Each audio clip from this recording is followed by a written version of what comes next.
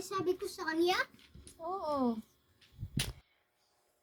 Sinabi ko gusto ko makita yung anak ko. O ni nanay. Gusto ko makita yung anak ko ni nanay. Gusto mo makita ni nanay yung Opo. Anak ko. oh, bakit hindi? Baby lang. Hindi ko siya hindi makikita niya ng baby lang. Kaya nga, bakit hindi niya makikita? Kasi mamamatay na. Hmm? Kapag bata na. Bilisan mo kasi lumaki para makita niya yung anak mo.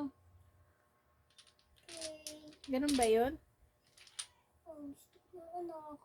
Para makita. Anong gusto mong anak? Babae o lalaki? Anak ko. Kaya nga, ano nga gusto mong anak? Babae o lalaki? Dalawa. Ay, dalawa. Kahit anong lumabas. Anong gusto? Ilan gusto mo? Dalawa lang? Ayaw mo ba 10? 3. 4? 5? 3.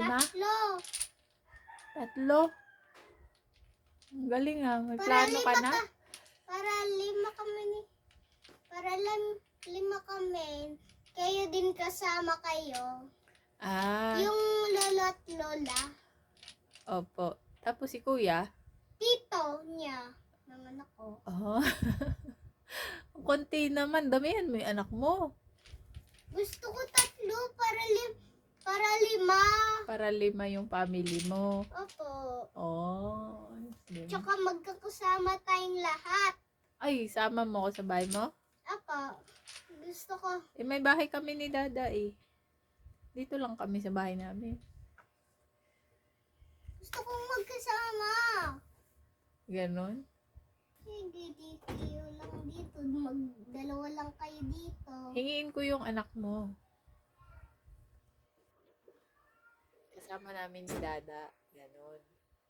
Dapat sumama na kayo. Hindi ako papayag.